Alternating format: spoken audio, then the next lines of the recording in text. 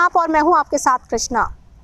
खोरी गांव में अवैध निर्माणों को लेकर जो आदेश दिए गए हैं सुप्रीम कोर्ट की तरफ से कि जितने भी अवैध निर्माण हैं वहां से उनको हटाया जाना है। लगातार वहां से तकरीबन जो प्रशासन की तरफ से 10,000 मकान की बात कही जा रही है, लेकिन अगर ज़मीनी पड़ताल की जाए तो 10,000 से काफ़ी ज़्यादा मकान वहां पर नजर आएंगे। हालांकि जो लोग वहां पर बसे हैं उनका कहना है कि सरकार भले ही उनके जो घर बने हैं उन पर तोड़फोड़ कर दे, लेकिन तोड़फोड़ से पहले उन्हें इस महामारी के वक्त में उनको कोई और छत दे, कोई आश्रय न दे, ताकि वो अपने बच्चों को लेकर वहां पर रह सके।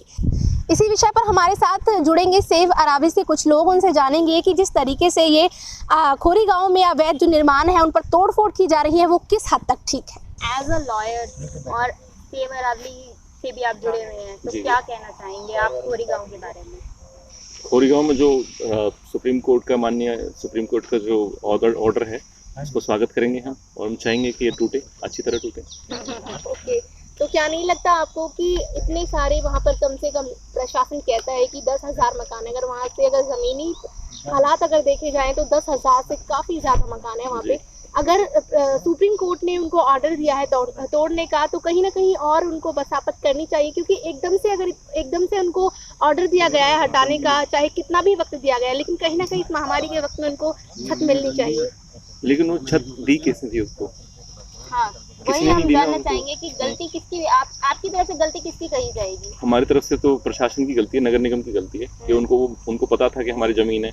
उस टाइम तो ये इनके एसडीओ जा के उनको फ्री में पानी, फ्री में बिजली पिलाते थे, देते थे उनको। आए दिन कोई ना कोई नेता नारियल फोड़ता था, वहाँ पे ट्यूबवेल लगाते थे। तो ये नगर निगम की सारी गलती रही है। इनको उसी टाइम भगाना चाहिए था। अगर इनकी ज़मीन है, वो इनकी मलकियत है, तो उसी टाइम इन्होंने नहीं भगाया, जो कि ये इंटेंशनली नहीं करते, क्योंकि इनको वहाँ पे कुछ इनका उगाही होती रहती है पर डे की। कभी कोई केस करते रहते हैं, कोई बिजली के चोरी पकड़ते हैं, तो वहाँ पे ये कमाई चलती रहती है। तो नगर निगम में जो ऑफिसर लगते हैं उनका इंटेंशन यही होता है कि कच्ची कॉलोनियाँ पालो, उनमें से कुछ डेली कमाते रहो। किसी दिन 10,000 कमाएंगे, किसी दिन 50,000 कमाएंगे। तो ये तो नगर निगम की इंटेंशनली, मतलब सारा ही इंटेंशन ही इस तरह की है कि वो जो ऑर्गेनाइज्ड वे में जो शहर को बसाना ही नहीं चाहते। आप देखोगे नगर निगम ने सारी जो गलती की है ना, जो सारी कच्ची कॉलोनियाँ है, नगर निगम को पता होता है, उसके बावजूद भी वो बसाते हैं। इसका पर्यावरण पे कितना असर पड़ा है? खोरी गांव का वहाँ पे जो बसापत हुई, उसकी वजह से अरावली की कितने जो क्षेत्र है, वन क्षेत्र है, वो खत्म हुआ। हालांकि ये केस जो है 24-28 साल पहला है, 24-25 साल पुराना है, बट 2014 में हमने पहले शिकायत लगाई थी इसकी। तो हमने जो गूगल मैप से जो नक्शा निकाला इसका 2005 और 7 के बीच के, 8 के बीच का जो अगर मैप निकालो, तो यहाँ पे वाटर बॉडीज़ हैं, काफ़ी बड़े एरिया में जंगल था। लेकिन 2015 में आते आते वो सारा जो वाटर बॉडीज़ भी ख़त्म हो गई, जंगल भी ख़त्म हो गए, और पूरे इलाके में मंदिर, मस्जिदें, वो पूरा मकान बन गए हैं। तो वो तो पर्यावरण को तो इन्होंने पूरा डिवेस्टेशन की है वहाँ पे। तो वो तो बहुत बड़े लेवल पे इन्होंने बर्बाद किया है। जो कि नेचुरली आप पानी कहीं पे स्टोर हो रहा है, उनको उस पानी को रूट किया, उस पानी को सुखाया है। और वो जो पेड़ थे, वहाँ पे जंगल था हरा भरा, खोली है ये पूरी, मतलब पूरा एरिया ही उस तरह का है, मतलब डोम ही उस तरह का है। तो उसको पूरा इन्होंने ख़त्म किया है। सुप्रीम कोर्ट के ऑर्डर्स हैं कि वन क्षेत्र पे काफ़ी ज़्यादा प्रभावित है, इसलिए उन्हें हटाया जा रहा है खोरी गांव को। तो आपको क्या लगता है कि दोबारा से वापस क्या रहेगा? कब तक हरा भरा करेंगे उसको, बन जाएगा उसको, या आप क्या किया जाएगा आगे? देखो, प्रकृति ना ऐसा होता है कि अभी जैसे कोरोना में हमने गाड़ियाँ नहीं चली थी या जंगलों में हमने डिस्टर्बेंस नहीं की थी, तो वहाँ जंगल खड़ा हो गया 6 महीने के अंदर ही।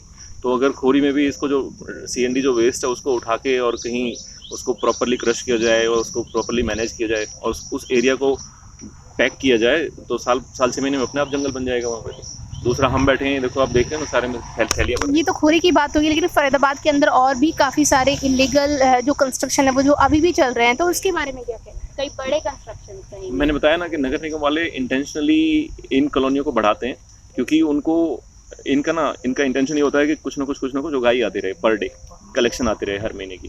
तो वो तो नहीं चाहेंगे कभी भी इनको तोड़ना। वो तो ये तो डंडा था इनका जब सर फूटने लगा, सुप्रीम कोर्ट के ऑर्डर आए, नहीं तो ये केस कोई परसों नहीं करना चाहते थे। ये तो हमारे जैसे लोगों ने इतनी एप्लीकेशन लगा के इनके ऊपर RTI लगाई है, इनके ऊपर एप्लीकेशन लगाई हैं, मिनिस्ट्री ऑफ एनवायरनमेंट तक हम लोग इनको प्रेस किया है वहाँ तक। तो ये तो प्रेशर में आके इन्होंने केस परसू किया, अदरवाइज ये केस ही नहीं परसू कर रहे थे। तो केस डॉर्मेंट पड़ा था ऐसे ही।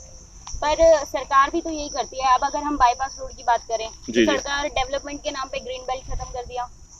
हाँ, सरकार भी देखो, सरकार भी यही तो लोग बनाते हैं सब। लॉबी होती है, जो नेता या फिर जो ऑफिसर्स होते हैं, इन लोगों को केवल अपने मकसद दिखते हैं ये। अब अगर हम बात करें बाईपास की, तो बाईपास पे इनको पहले मैनेज करना चाहिए था, और अगर रोड बना रहे हो तो रोड को दूसरी साइड में कर लो, लेकिन क्योंकि वहाँ पे वोट खत्म होंगी तो इनको वोट इनकी प्रायोरिटी होती है, तो वोट जहाँ पे वोट कटती हैं वहाँ पे जाते ही नहीं, जबकि उस साइड में भी इलीगल है वो सारा एरिया। अगर हम फार्म हाउसेस की बात करें ना, तो बहुत सारे ऑफिसर्स हैं और बहुत सारे नेता हैं जो मतलब सत्ता में हैं, और उन्हीं की शय से यहाँ पे फार्म हाउसेस डेवलप हुए हैं। आपने देखा होगा कोरोना फैला हुआ है, दुनिया भर की धाराएं लगी हुई हैं, एक एक आदमी को मतलब घर से बाहर कोई दूध लेने जाता है उसको तो कूट लेते थे, और वहाँ पे 100 की लेबर लग रही है, उनको ये समझ में नहीं आया। उनकी एप्लीकेशन हम लगाते हैं, शिकायत करते हैं, तो फॉरेस्ट वाले कहते हैं जी नहीं जी, कानून ने मना किया हुआ, 30 जून तक आप किसी चोर को नहीं पकड़ सकते, किसी को आप मतलब कुछ कह नहीं सकते।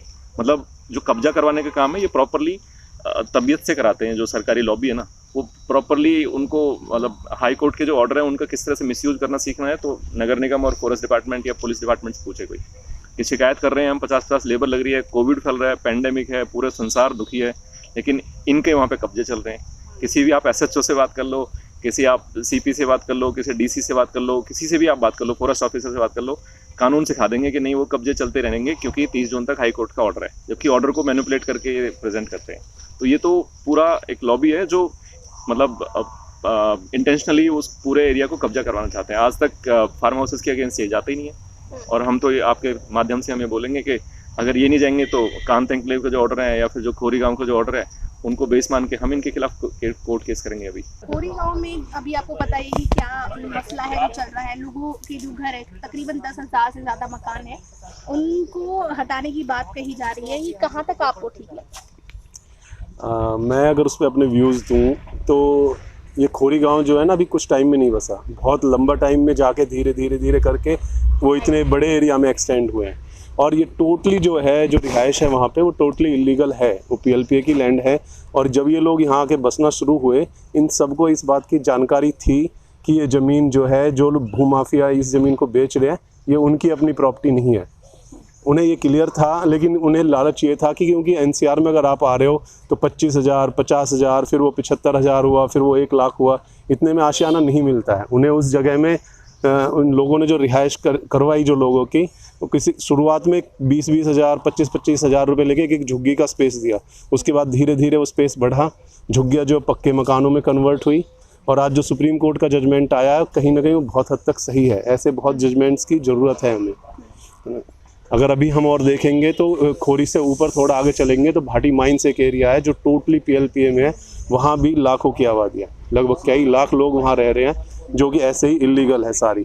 उसमें बहुत ज़्यादा एरिया दिल्ली में आता है, कुछ एरिया जो है हरियाणा में भी आता है, जो लोग वहाँ रिहाइश रह रहे। देखिए गवर्नमेंट की स्कीम है रिहेबिटेशन स्कीम, जिसके तहत अगर कोई भी इलीगल इंक्रोचमेंट या ऐसे कोई झुग्गी झोपड़ी वगैरह बसे हैं, उसमें सुप्रीम कोर्ट का भी जजमेंट है। लगभग अगर मैं कहूँ तो शायद उसमें 100 से ज़्यादा SLP है जो एक साथ होके, और सुप्रीम कोर्ट ने जजमेंट दिया था और गवर्नमेंट को डायरेक्शंस दी थी। अब नहीं, मैं पुरानी बात कर रहा हूँ, आज़ाद नगर झुग्गी झोपड़ी जो थी, ये केस सुप्रीम कोर्ट तक पहुँचा था। उसमें स्पेशल सुप्रीम कोर्ट की गाइडलाइन है कि अगर ऐसे लोगों को आप हटा रहे हो जो इलीगल इंक्रोचमेंट है, तो गवर्नमेंट उन्हें पुनर्स्थापना के लिए जगह देगी, उन्हें यहाँ से उठा के दूसरी जगह देगी।